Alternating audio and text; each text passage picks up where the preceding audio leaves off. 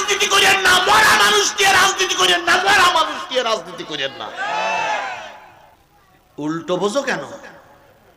খালেদা জিয়া বেঁচে থাকে এটা আমি আজ 15 দিন ধরে দোয়া করতেছি। বেশি আছে কিনা আল্লাহই ভালো জানে। আমার মনে বলতেছে যে কি তা বলবো না, তবে বেশি আছে কিনা আল্লাহই ভালো জানে। বেঁচে থাকলে সুবহানাল্লাহ, না থাকলে কিছু বলবো না।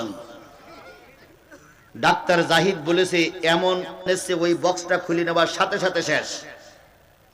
এখন আল্লাহ না করুক, আল্লাহ না করুক, বেঁচে থাকাটাই আমরা কামনা করি।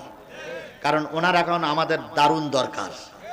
উনি যদি চলে যায় দেশ আবার একটা উলট পালট হতে পারে, এই জন্য উনি বেঁচে থাক। তবে যদি বেঁচে থাকে আলহামদুলিল্লাহ, বেঁচে না থাকে জাতির সামনে ক্লিয়ার করে দেন, মরা মানুষ দিয়ে রাজনীতি করেন না, মরা মানুষ দিয়ে রাজনীতি করেন না, মরা মানুষ দিয়ে রাজনীতি করেন না। জন্ম মৃত্যু এগুলো আল্লাহর সরাসরি একটা প্রদত্ত। আমাদের সকলেরই মৃত্যু অনিবার্য, মৃত্যু হবে। কিন্তু একজন মৃত ব্যক্তিকে এভাবে শুয়ে রেখে জীবিত বানিয়ে এই তার ব্লাডের পরীক্ষা হইল, এই মেডিসিন নিতেছে, এই খাবার খাইতেছে, এই অবস্থায় স্থিতিশীল আছে, এই বিদেশে যাওয়া হবে, এই হবে না, এই যে একটা মানে এই নাটক করে স্পেসিফিকলি লাশের যে কষ্ট হচ্ছে, তাকে যে তার মানে বিদায়ী রুহের যে তাকে কষ্ট দেওয়া হচ্ছে, এটা কি একবার উপলব্ধি করছেন? কি হয়, কি বলে মৃত্যুর পরে এই মাইয়াতি নাকি এমন একটা শব্দ আছে। এটা কি বিএনপির এই যে নেতা কর্মী যে তাদেরকে মুরগি বানানো হচ্ছে, তারা কি এটা যে হ্যাঁ মেডিসিন যদি তার নেয়, তার মানে কি মেডিসিন যখন নিতে আসে আমি একজনকে সরাসরি দেখে আসে না কেন? আর এই মৃত ব্যক্তিটা যাতে যেমন আলোচ্য বিষয় না হয়, কেননা বিএনপি তো দাঁড়িয়ে আছে তার এই খালেদা জিয়ার মানে ব্যক্তিত্বের উপরে, তাদের নাকি বটগাছ।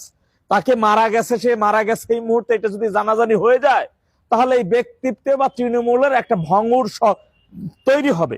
আর সেই তৈরিটা যাতে যেমন এই তফসিল ঘোষণা হবে, তফসিল এই যে 10 তারিখ না 12 তারিখ ডেট দিচ্ছে, এরপর তারেক রহমান আসবে, আইসা আরো কিছুদিন চিকিৎসার একটা বকুচকু বুঝাইয়া মরে গেছে গা, একটা ডেট মানে বলবে মরে গেছে গা।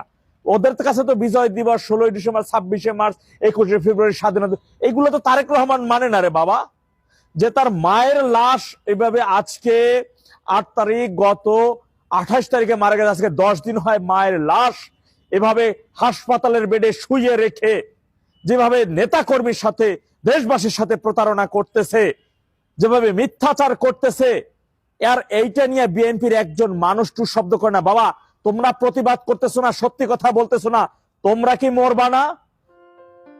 কিন্তু বেগম জিয়ার শারীরিক অবস্থা সম্পর্কে তখন তো একটা বিভ্রান্তি তৈরি হলো আপনার বক্তব্যের কারণে, যেটার জন্য আমরা প্রশ্নের মুখে পড়েছি। তাহলে বিভ্রান্ত কেন? সত্য বলছি বলে তো বিভ্রান্ত হয়েছে। তাহলে খালেদা জিয়াকে, জীবিত খালেদা জিয়াকে দেখাবেন না আমাদের সামনে?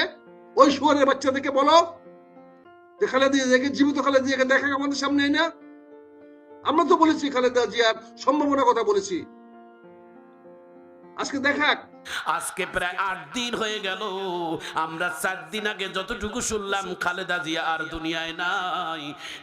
এখন পর্যন্ত কেউ আর কোনো খোঁজ নেয় না, আর কোনো টেলিভিশনেও খবর পাওয়া যায় না।